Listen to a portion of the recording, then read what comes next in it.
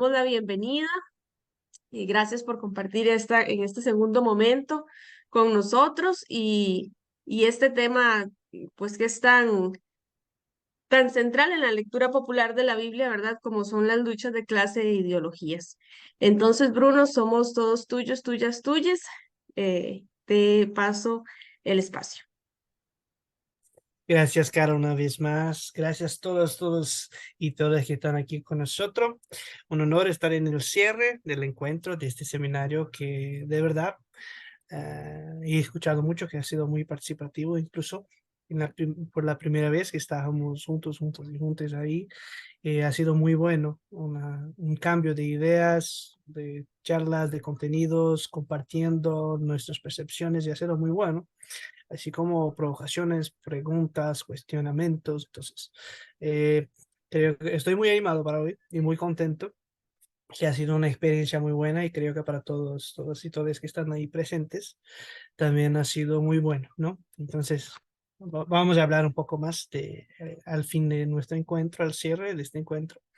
Pero partamos para nuestro temazo de hoy. Y bueno, para no ser solo una cara como la mía, hablando y tal, voy a compartir una pantalla para que podamos tener algo un poco más diferente. Quizás si estuviéramos personalmente, utilizaríamos un pizarrón, algo así, pero entonces vamos con una pantalla hecha un poco. Creo que ya está con todos ya pueden ver, ¿sí? Sí. Entonces vamos. Mira, nuestro tema de hoy es muy importante y creo que no solo por el contexto en el cual estamos en el mundo en este momento de crisis generalizada del capitalismo, de la modernidad misma y del conflicto bélico en muchos lugares, pero en especial encuentra el pueblo palestino. Pero toda esta dinámica nos expone a una situación contextual, coyuntural, actual de luchas, de conflictos. Pero no solo eso, sino que estamos en un momento, y esta es una percepción que yo y un grupo que tenemos en Brasil, que discutimos mucho con respecto a la teología de la liberación, que es un momento de recuperación y de reanimación de la experiencia de lectura popular de la Biblia desde sus bases, en el sentido de que se ha desarrollado a partir de las primeras generaciones una percepción muy comprometida políticamente, con una ideología muy fuerte, marxista y todo lo demás, que utilizaba mucho las ciencias sociales, pero que se ha cerrado en cierto punto con las relaciones de dominación modernas. Entonces, internamente han hecho críticas de los otros movimientos que hacían parte de la teología de la liberación para que hubiera como una teología de liberaciones que ha sido fundamental, de la mujer, de los movimientos LGBTQIA+, bueno, de los negros contra el racismo, y entonces va ampliando y cambiando la cosa. Pero al inicio de los 90, cuando cambia nuestra estructura sociopolítica en Latinoamérica con la victoria de democracias, pero con la derrota de democracias neoliberales, o sea, en la lucha popular tenemos algo que ha ganado, pero mucho que ha perdido. En esta contradicción, nosotros hemos perdido este proceso de desarrollo y una tercera generación más o menos no trabaja por la recuperación, sino como que sufriendo el proceso de cansancio, porque la gente ha sido perseguida, ha sido muy difícil, ha sido muy duro. Entonces ya no tenía que cambiar muchas cosas. Y el mundo ha cambiado, entonces tenía que reflejar muchas cosas. Y estos contenidos que se han desarrollado han sido muy importantes y nos presentan hoy como las armas que tenemos.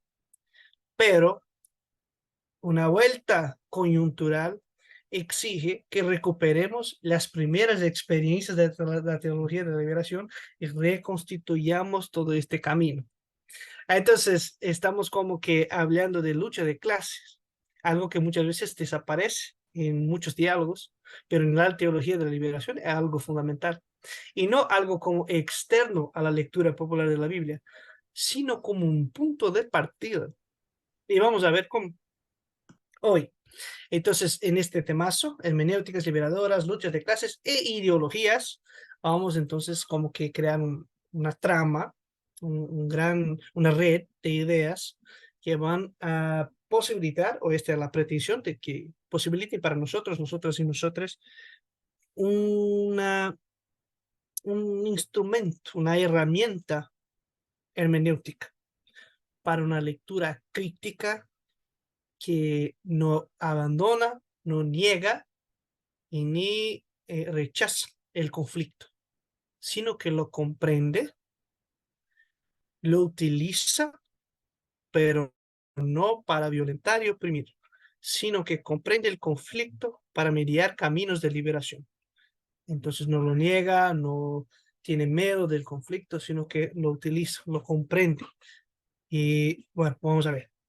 En especial tendremos para eso el Satames, pero al final nuestro camino será al revés.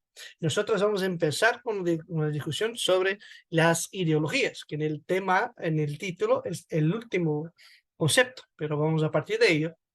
Y después vamos a la lucha de clases, como un segundo concepto después de mirar para la ideología. Y por fin vamos a hablar de las hermenéuticas liberadoras. O sea, no es una hermenéutica, sino las hermenéuticas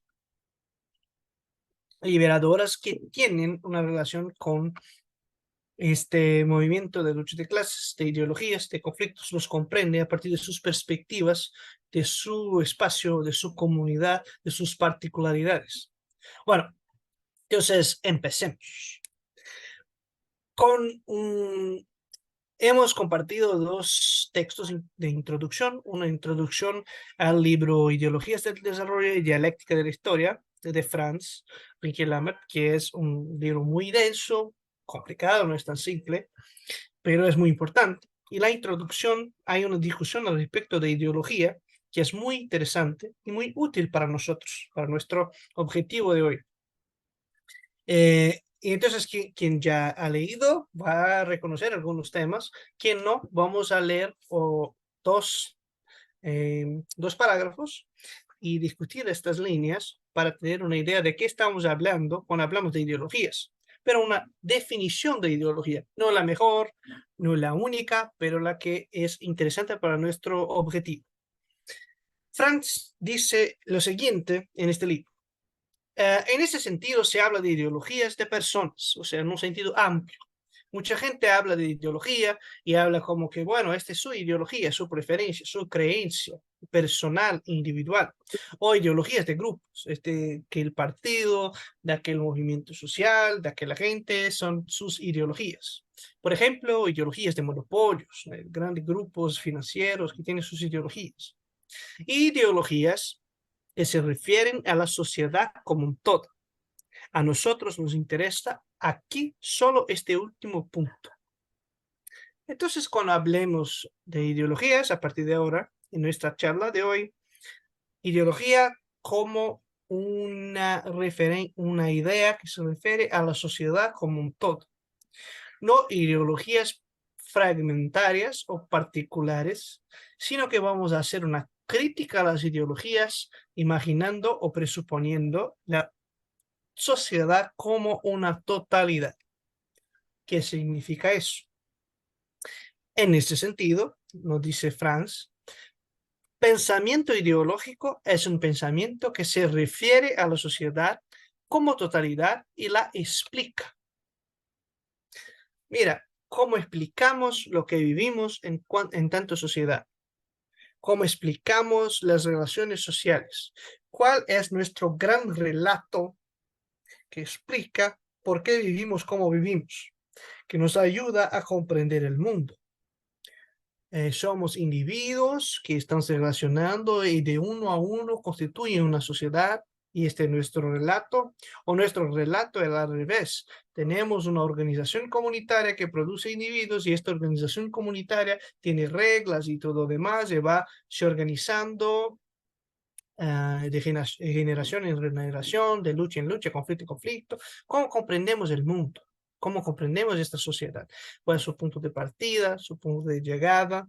¿Estamos en un proceso de desarrollo y mejoramiento o de destrucción constante o no? ¿Cómo estamos comprendiendo esta totalidad, esta sociedad como una totalidad? Entonces, ideología en este sentido, como una explicación del todo. Y todos y nosotros tenemos eso, tenemos estas ideas. Tenemos relatos que explican el mundo, que explican nuestra sociedad, cuáles son sus problemas, dónde vamos a llegar. En Brasil es muy común, pero en otros países de América Latina también, que el gran problema de la sociedad es la corrupción. Y la corrupción como un problema de la política específicamente el Estado. El mercado no tiene problemas, es espacio de la libertad, espacio de las virtudes, espacio donde la gente es libre y tal. Y esto es una ideología que explica la totalidad de las relaciones. El problema está aquí, no aquí. Cambia eso, pone la vida así. Entonces, es de esto que estamos hablando. No es una ideología fragmentaria, sino una explicación de la sociedad. Pero no solo eso, como Franz nos explica. Por otra parte, ideología no es tampoco pura explicación. No es solo teoría, no es solo una idea sobre el mundo, sino que es una teoría pensada en relación con la sociedad como una totalidad, mirándola desde el punto de vista de la acción de sus estructuras. ¿Qué significa eso? No es solo una explicación del mundo. Cuando vas a explicar este mundo, no estás afuera de él, sino que en él, estás dentro de ello. No estás afuera de esta sociedad, es parte de ella. Entonces, cuando vas a mirar la sociedad en búsqueda de una posición más leja y abstracta, no estás haciendo eso materialmente, sino que es una operación teórica. Pero en la práctica, al mismo tiempo, estás involucrado en esta sociedad y tiene una posición práctica en relación a ella. Cuando estás observando, ¿cuál es tu intento? ¿Cuál es el proyecto que se desarrolla como mejoramiento de esta sociedad?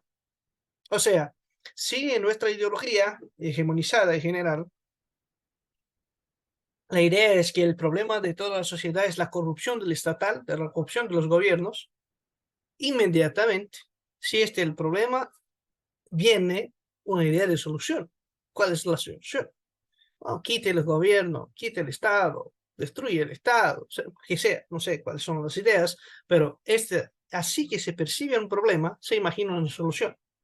Entonces, no es solo interpretar y presentar una descripción de la sociedad, sino que en tanto estamos haciendo eso, al mismo tiempo estamos proyectando ideas de cómo mejorar, de cómo cambiar. Entonces tenemos también posiciones en relación a la sociedad como una totalidad. No es solo idea, es solo una teoría, porque esta teoría está involucrada con una posición en relación a la sociedad. Vamos a ver qué significa eso, un poco más. La ideología, nos dice Franz, por lo tanto, puede ser conservadora, reformista o revolucionaria. Como conservadora, esta idea de la totalidad y posición en relación a la totalidad afirma y estabiliza la estructura social existente, tal cual es. Como reformista, enfoca cambios dentro de la estabilidad de estas estructuras y como revolucionaria tiende a negar a las estructuras existentes su legitimidad con el objeto de cambiarlas por otras o destruirlas por completo. O sea, cuando estás analizando la realidad, la sociedad como un todo, como una totalidad, tu posición y tus proyectos son de mantenimiento de la sociedad. No vamos a transformar nada, sino garantizar su estabilización y permanencia. Vamos a hacer reformas, pequeños cambios, pero sin cambiar toda la estructura, o vamos a cambiar todo. Esta posición en relación a la sociedad como una totalidad que nos ayuda a definir cuál es la calidad de la ideología. Pero más que eso, lo importante es ideología no solo como una idea, una teoría, sino que es una teoría siempre comprometida e involucrada con la sociedad en alguna posición. Tenga el sujeto intención clara o no, si es no intencional, su producción teórica, no intencionalmente está siendo conservadora, no intencionalmente está siendo reformista, no intencionalmente está siendo revolucionario, no sé, pero mismo que no tenga conciencia de todo eso, cada análisis, proyecto y posición tiene un trasfondo o una base ideológica. Y eso es muy importante, porque en este sentido que estamos hablando de ideología como esta interpretación, explicación de la sociedad como un todo, pero una explicación que ya cuando empieza a trabajar y pensar, tiene un punto de una conducta, de una manera de vivir, de una posición en relación a esta sociedad que será ideológicamente conservadora, reformista o revolucionaria. Esta es la idea. Siempre no es solo una idea o no es solo una teoría, sino que esta teoría ya práctica, ¿cierto? Entonces, es muy interesante esta manera como Franz define la ideología. En este sentido, el pensamiento ideológico es siempre un pensamiento comprometido, aunque muchas veces no se presente como tal. Porque muchas veces nuestras ideas no se presentan como ideológicas, sino como técnicas, sino como científicas, sino como neutrales. ¿Comprenden? ¿Cuántas veces durante algunas situaciones, debates, discusiones, no, mira, esto es una cuestión técnica, científica, no es ideológica?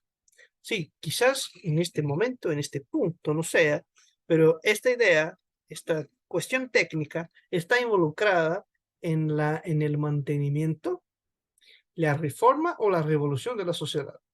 O sea, no está separada de eso. Ayuda a reproducir socialmente la estructura social vigente, ayuda a reformarla para pequeños cambios, ayuda a revolucionarla para una transformación por completo. ¿Qué hace eso? No está sin compromiso, tiene un compromiso siempre. Y bueno, estoy hablando de ciencia, pero vamos a imaginar la lectura de la Biblia. Lo mismo. ¿Cuántas veces vamos a leer que, mira, esto es una lectura, una hermenéutica neutra, una hermenéutica tradicional, o mismo que la teología es comprendida no como una ciencia de los hombres, de las mujeres, de la gente, sino que es comprendida como un ejercicio de la divindad. Entonces, es de la divindad que revela algo. Entonces, la teología no está en las ciencias humanas, sino que en las ciencias divinas, que algo como que no tiene sentido. Pero ahí está. Esto es posible, como que estoy haciendo casi que un chiste, pero esto es posible de se imaginar o de se vivir exactamente porque se crea un ambiente que estaría afuera de la sociedad.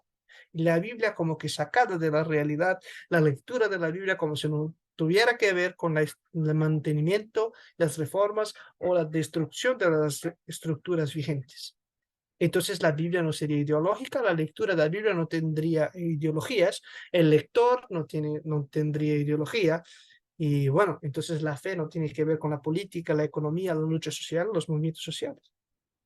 Entonces es importante definir ideología para no caer en la trampa de alguien que lo diga, mira, no tiene nada que ideológico con que hago porque soy un religioso, solo estoy leyendo la Biblia. Mira, mismo que no tengamos muchas veces comprensión de eso, estamos siempre ideológicamente comprometidos con la sociedad, de alguna manera, ¿cierto? Bueno, entonces ideología vamos a comprender de esta manera, como una explicación de la sociedad como un todo, pero no solo explicación, sino que una explicación que ya está comprometida con un proyecto de conservación, reforma o revolución. Bueno, en este sentido que Franz nos presenta y nos ayuda mucho para articular la idea de la ideología con una cuestión de lucha de clases y de hermenéutica. Bueno, yo he hecho este pequeño diseño, un poco caótico propositalmente, para, como que en este gráfico, tratar de indicar qué significa todo eso que estamos leyendo junto a Franz. La ideología se determina, por lo tanto, en relación con las estructuras de la producción y reproducción social vigente, o el modo de producción en un lenguaje más tradicional. Pero con estas estructuras, que sería como que esta pirámide que ahí tenemos, una estructura social vigente, que en nuestro encuentro hace algunas semanas nosotros hemos hecho la discusión con la estructura social en una pirámide, la reproducción social como un círculo y todo lo demás, pero sé que hace tiempo, quizás no estamos recordando, pero no tiene problema. Pero tenemos esta estructura social vigente. Ideología se determina por la manera como nos relacionamos con ella, cuál es el intento, los objetivos, los efectos en relación a la estructura social. Así es comprometida con el mantenimiento, el cambio o la revolución de las estructuras. Tal dinámica, por su vez, es determinada en las luchas políticas y sociales. Porque mira, todos los días estamos haciendo algo para mantener la manera como reproducimos nuestras vidas. ¿Cómo garantizamos la comida para la gente? Si es por medio de pagos de tiempo en tiempo, por cambio de su fuerza de trabajo. Entonces, si tiene dinero, puede ir al mercado, comprar su comida. Bueno, toda esa organización de acceso a servicios para tener casa, tener energía eléctrica, tener agua, para poder vivir. ¿Cómo organizamos la vida para que todos puedan vivir? Este modo de producción o de producción y reproducción social no es decidido solo en el automático, sino que todos los días estamos en luchas políticas que no estamos no necesariamente estamos las viendo, pero están ocurriendo todos los días.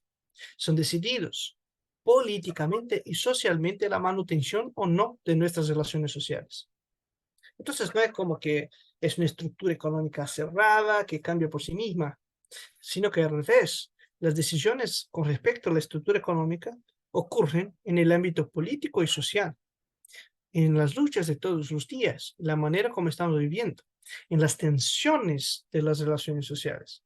Muchas veces llamamos de estas tensiones de conflicto, pero puede estar en conflicto armonioso, en un conflicto claro, en un conflicto que no es percibido. En general son conflictos que nosotros no percibimos. Muchas veces los sentimos, pero no percibimos, porque no estamos como que en una ideología que nos ayude a percibirlos y una teoría que nos ayude a percibir.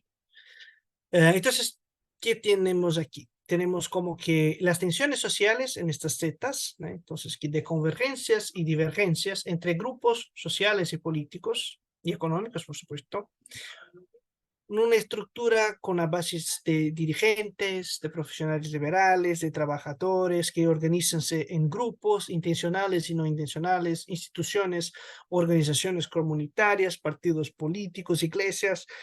Vamos organizando, vamos a viviendo, vamos a creando análisis y explicaciones de la sociedad que la miran desde arriba, que la miran desde abajo, pero vamos a creando estos análisis y explicaciones que cuando llegan en estas tensiones sociales de convergencias y divergencias, van creando posiciones en relación a la manutención o no de estas relaciones sociales.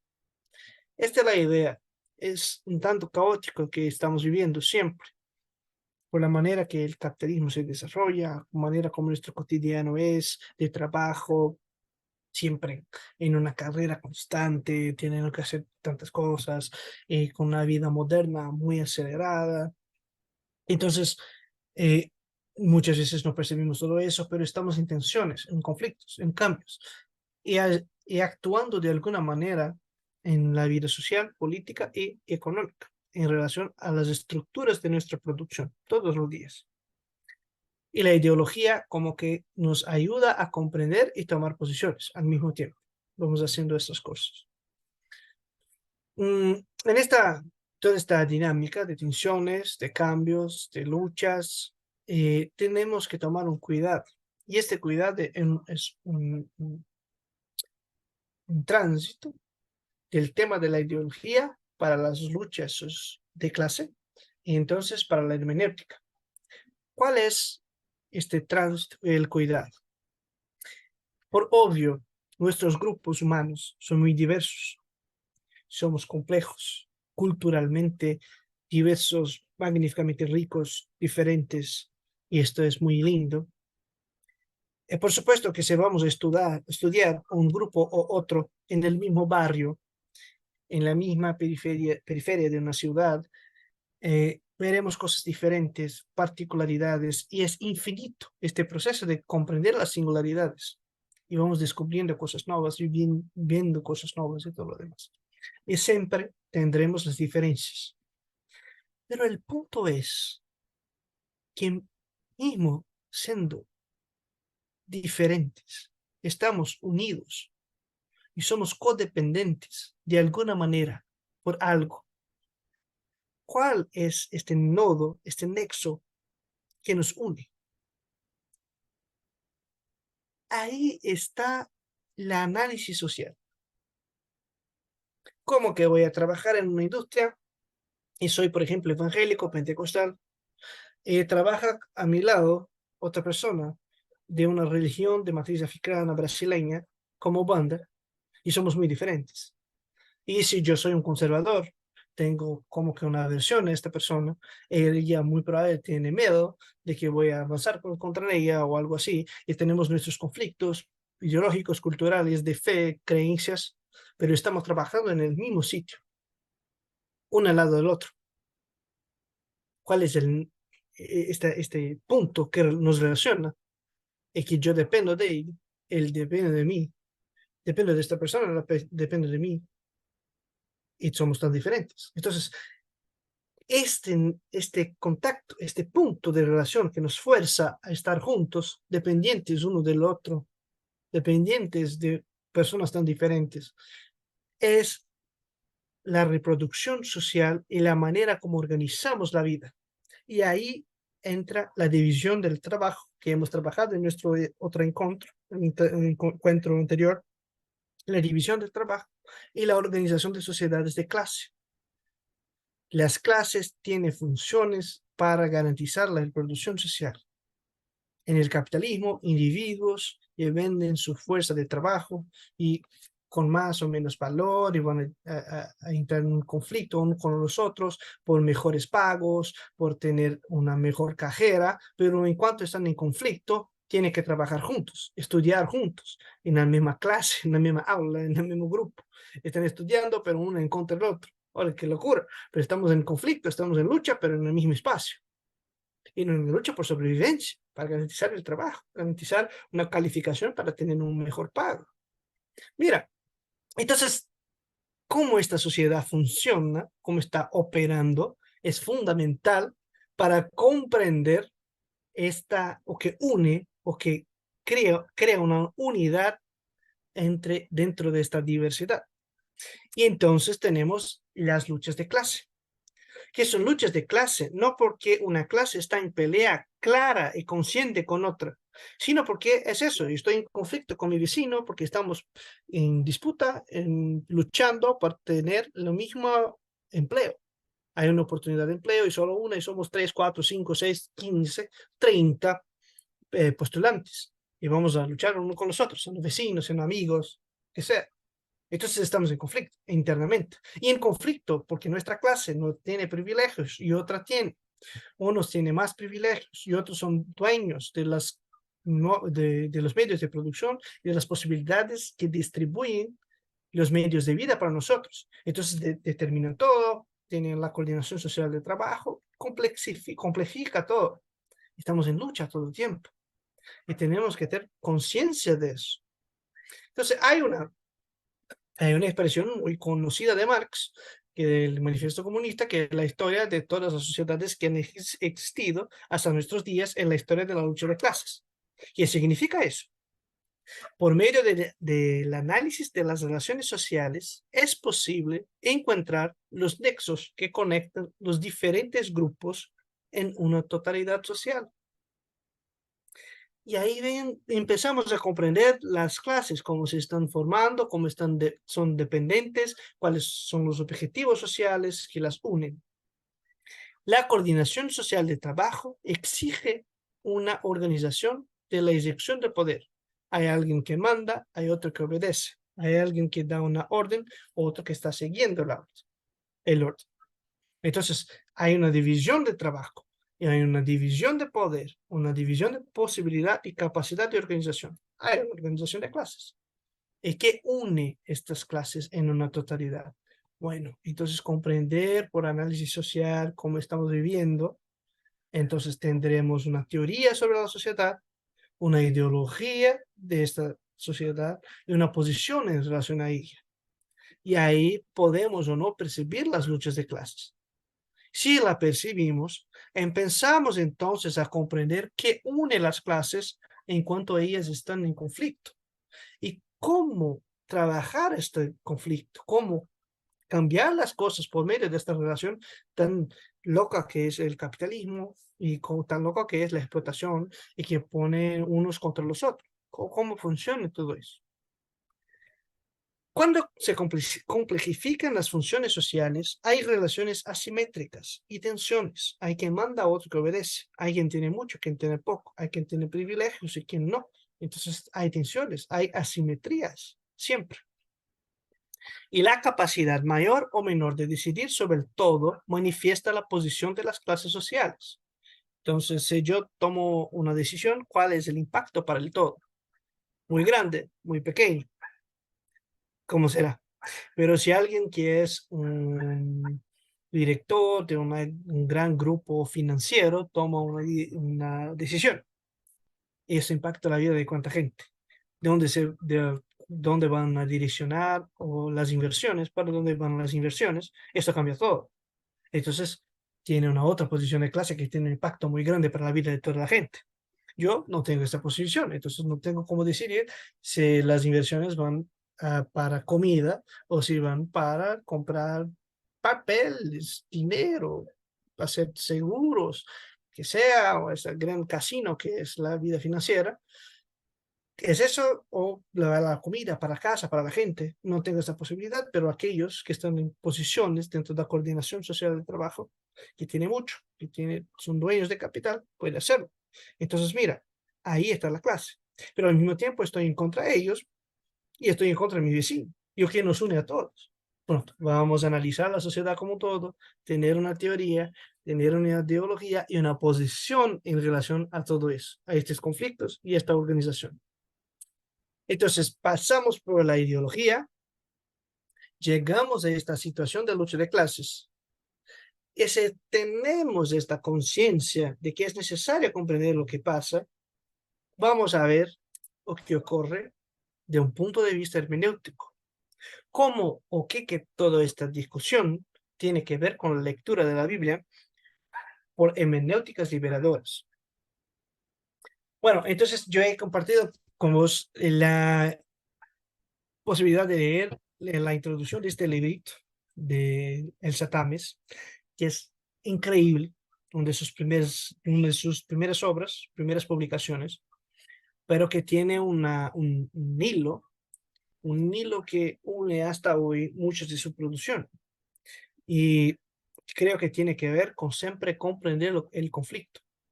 Elsa no tiene miedo, no tiene preocupación con el conflicto. Por lo contrario, al revés, por al revés. Al revés, ella toma el conflicto como su punto de partida. De tal manera que el libro Contra toda la condena que ella tiene, que es una de sus publicaciones más importantes, va en una lectura de Pablo de Tarso muy crítica, explicitando los conflictos presentes en su contexto, en su coyuntura y en su propia escrita. Es muy fuerte. Lo mismo el trabajo que hace sobre la carta de Timoteo, la carta de Timoteo en que ella trabaja el nombre del libro es Las luchas de poder en el orígenes del cristianismo.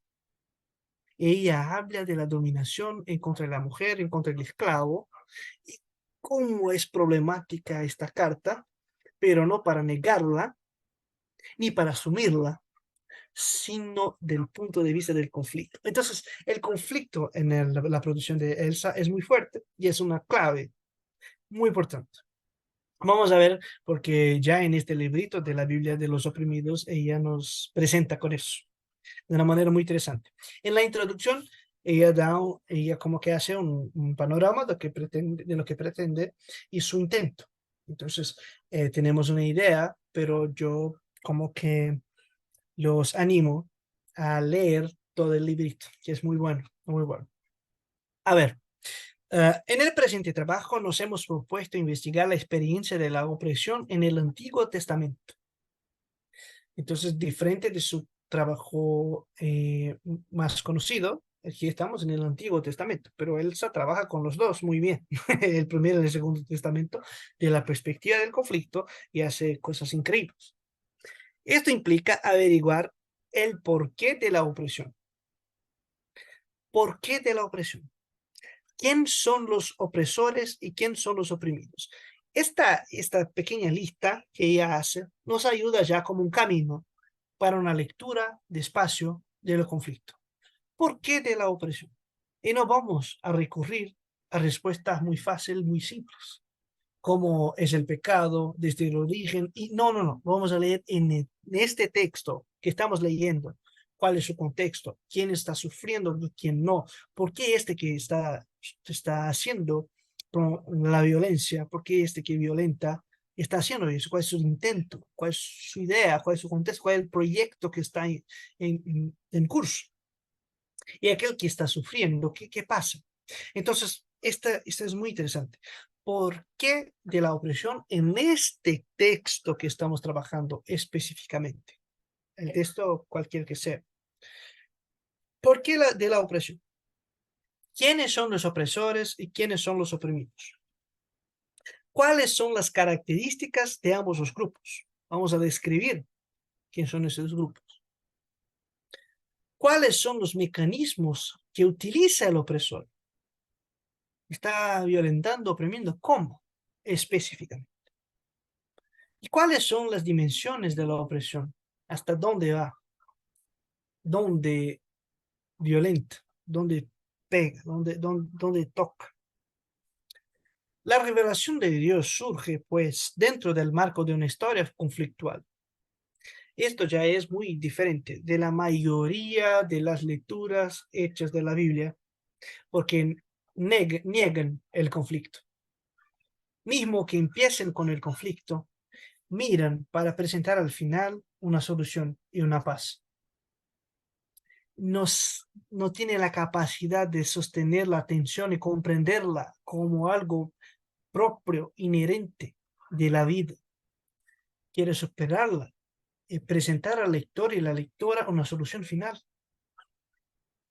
Y bueno, podemos hacerlo, por supuesto, en especial en predicaciones. Muchas veces lo hacemos porque la gente necesita de predicaciones. Nosotros y nosotras necesitamos de predicaciones que nos ayuden a tomar calma, a estar más en paz, a comprender las cosas con otra percepción espiritual, por supuesto. Pero para leer la Biblia no necesariamente el objetivo es eso. La lectura popular de la Biblia es una lectura crítica que acompaña los momentos, los movimientos de los lectores y para dónde el texto nos guía, nos ayuda. Entonces, muchas veces en la práctica de la lectura popular no tendremos este final pacífico y gran final. No, muchas veces será conflictuoso y vamos a tener que comprender la tensión y tenemos ahí algo para reflexionar por mucho tiempo. Entonces la revelación de Dios surge pues dentro del marco de una historia conflictual, nos dice Elsa. Y ahí, en esta historia, su revelación se manifiesta solidaria con los dominados. Es solidaria con los dominados. Muchas veces el texto no nos presenta el dominado feliz, sino que ha sido violentado. Entonces, ¿qué nos hace eso? Nos moviliza para dónde. ¿Qué vamos a hacer con eso? Entonces, saber trabajar con el conflicto. Esta experiencia de Dios, fundamentalmente bíblica, se expresa hoy en día, en la religiosidad del pueblo oprimido que busca su liberación. Hanks, que es el autor que Elsa toma como un punto de partida, que es un texto de 1965, muy interesante, en que habla sobre la opresión, pero tiene un aporte diferente de Elsa. Es una opresión porque está como que describiendo la opresión. Elsa no pretende describir, sino comprenderla de otra manera. Vamos a ver. Hanks, en su estudio, se concentra a analizar en qué consiste la opresión, qué significa opresión en el texto bíblico. Nosotros profundizamos eso, pero no como la preocupación fundamental. Bueno, si tu preocupación es comprender qué es la opresión, ¿qué quieres hacer? Elsa nos dice. Más importante, consideramos averiguar el motivo de la opresión, no o qué es la opresión, no lo que es la opresión, no, el motivo, la motivación, la intención, la causa de la opresión. Identificar los sujetos y objetos, sus características y comportamiento. Mira, es otra cosa. No me interesa una definición de opresión, sino comprender la relación de opresión, las tensiones, quién está sufriendo y cómo. Y ahí trabajar las características de los sujetos, de la violencia, de los movimientos, de los motivos, en el texto, para más allá del texto, anterior al texto, combinar todo eso para comprender la tensión, el conflicto de la opresión. Hanks, además, sigue Elsa, llega a la conclusión de que en la Biblia la opresión es causa básica de la pobreza. Entonces, la opresión es causa básica de la pobreza. Nosotros concordamos con esa afirmación. Sí, entonces la opresión es la causa básica de la pobreza. Pero agregamos una mediación aclaradora, y eso es muy importante. El despojo, el robo. El opresor roba al oprimido y lo empobrece. O sea, no es solo la opresión causa pobreza, sino que hay sujetos actuando, hay sistemas, estructuras actuando que empobrecen, que violentan, que oprimen. Entonces, no es solo decir que la opresión es un problema, sino cómo es un problema hoy y cómo cambiar eso.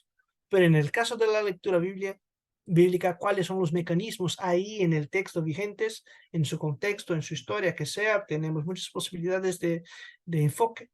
Pero el punto es, ¿cómo esta opresión está despojando, robando? ¿Cómo hace eso? Y comprender el oprimido, no como el oprimido esencialmente oprimido, sino porque es oprimido, porque hay una estructura lo oprimiendo. Él no es esencialmente oprimido, nació oprimido y va a morir oprimiendo. Si está siendo oprimido es porque alguien lo hace. Entonces hay cómo cambiar las cosas. Este es el secreto. Sí es una tensión en una relación entre sujetos, una tensión en una relación, en una estructura que es posible cambiar, que vamos a luchar en contra, que vamos a en búsqueda de caminos. No vamos a esencializar este sujeto como el pobre, el oprimido y sin más, sino el empobrecido, el oprimido como alguien que está siendo violentado. Entonces, si es una acción, es posible reaccionar y cambiar, actuar de alguna manera. En el texto bíblico lo mismo, porque si no tenemos esto en cuenta, vamos a leerlo como una piedra. No tiene cambios, no tiene vida, no tiene dinámica.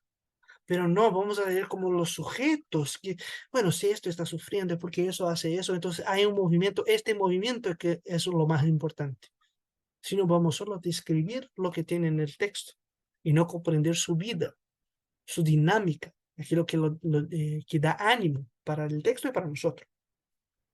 Bueno, los oprimidos son, pues, los empobrecidos, ya que así como el opresor oprime al pobre porque es pobre y sin poder, este ha llegado a ser pobre porque ha sido oprimido. Eso es muy importante porque no es oprimido o pobre porque nació así. Si hay esta situación, es porque hay una relación social, hay sujetos, hay una dinámica que lo crea, que constituye esta persona en esta situación, en esta condición. Y aquí Elsa está muy influida en el momento por la discusión de la primera generación de la teología de la liberación, que habla mucho de economía, de sociedad y todo lo demás. Pero poco a poco se va comprendiendo que hay otros sujetos con otras relaciones de dominación, de patriarcado, de las relaciones racistas, de las relaciones homofóbicas y todo lo demás. Todas estas dinámicas que nosotros tenemos también son relaciones de opresión, pero no de manera esencial. Y ahí está la cuestión.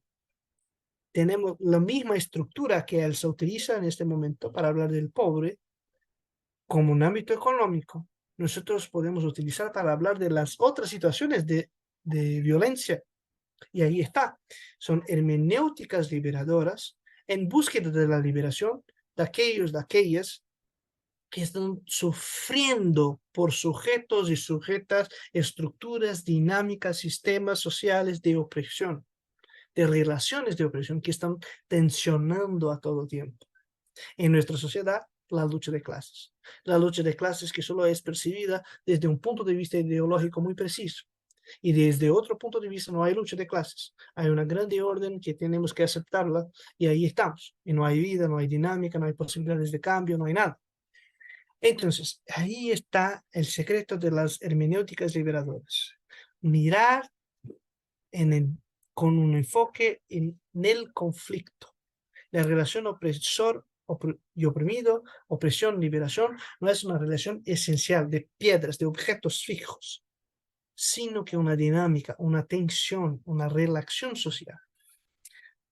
Este es solo como que un apartado y ya vamos para una segunda parte de nuestra charla, de nuestra discusión, en verdad, es lo siguiente. Leer la Biblia a través de sus conflictos. Este es un objetivo muy importante, una manera de enfoque, no la mejor, ni la única, ni la más importante, pero un enfoque muy, muy fundamental y que es muy útil para nosotros, nosotras y nosotros en nuestras comunidades. La liberación es la contraparte de la opresión. Es eso. Si estoy imaginando la liberación es porque hay una situación de opresión. Si miro para esta situación de opresión, tengo que imaginar cómo liberarnos de ella. Entonces, no hay como hablar de liberación sin comprender cuáles son las situaciones de opresión. Y si vamos a comprender estas situaciones, estamos hablando de los conflictos que están vigentes. Y ahí está.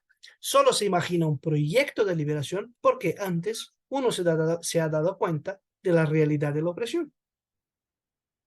Miramos para la totalidad de la sociedad, tenemos una explicación, una posición en relación a ella y nos ha dado cuenta de que hay relaciones de explotación y dominación, de violencia, en muchas dinámicas, espacios y tal. Bueno, nos demos cuenta. En el ámbito socioeconómico de la lucha de clases, nos demos cuenta. Y cuando nos vamos a dar cuenta, bueno, si hay esta opresión, hay posibilidades de liberación. ¿Cuáles son los caminos?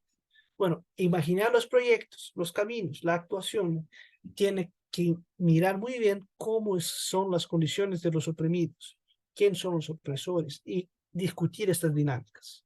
Una cosa no está sin otra. Solo es posible imaginar uno porque la otra existe. No hay como imaginar un proyecto de liberación si no hay de qué liberarnos. Entonces, si estamos hablando de liberación es porque vivimos todos los días la opresión. En nuestras comunidades también.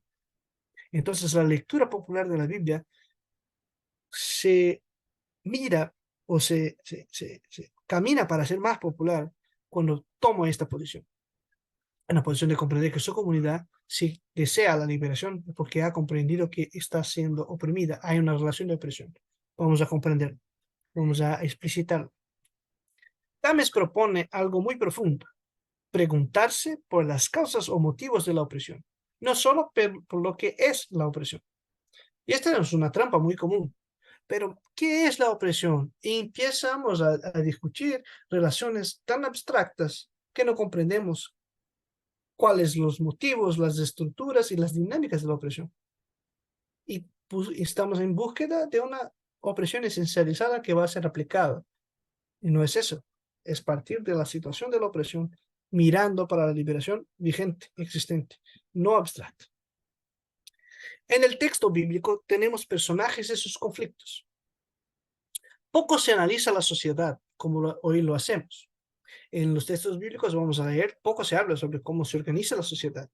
Si deseamos conocer más, tenemos que ir a comentadores, ver el contexto de la época del texto, que tenemos de informaciones y tal.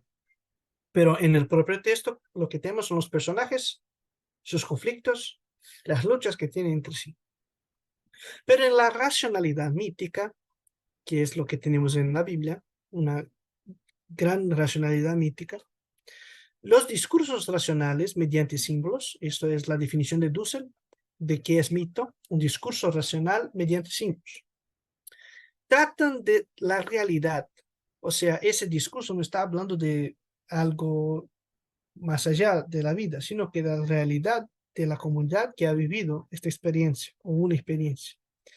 Entonces, los personajes son presentados en esta racionalidad mítica para hablar de la realidad y no de la personaje en sí misma o por sí misma.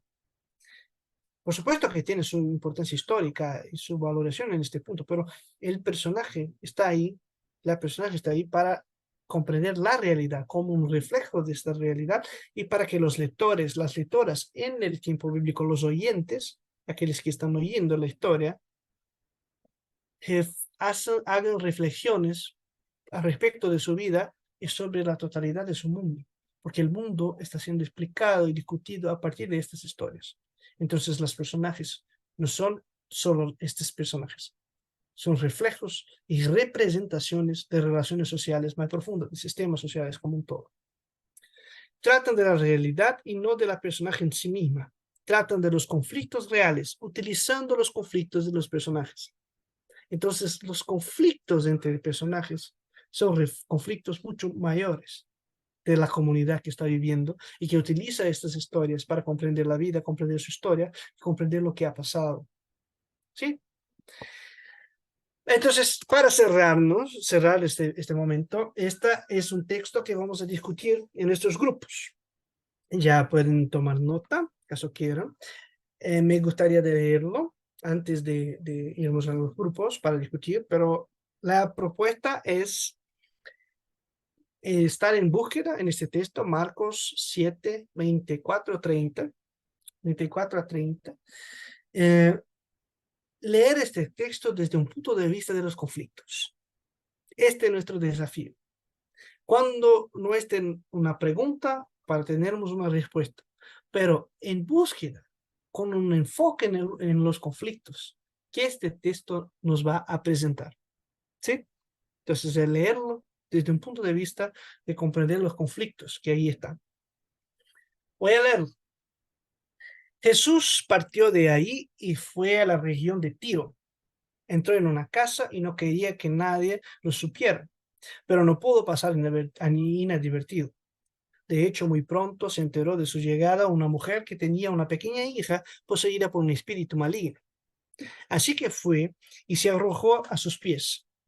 Esta mujer era griega, sirofenicia de nacimiento, y le rogaba que expulsara al demonio que tenía su hija. Deja que primero se sacien los hijos, respondió Jesús, porque no está bien quitarles el pan a los hijos y echárselos a los perros. Sí, señor, respondió la mujer, pero hasta los perros comen debajo de la mesa las migajas que dejan los hijos. Jesús dijo, por haberme respondido así, puede irte tranquila, el demonio ha salido de tu hija. Cuando ella llegó en su casa, encontró a la niña acostada en la cama. El demonio había salido de ella. Pronto. Gracias por la paciencia.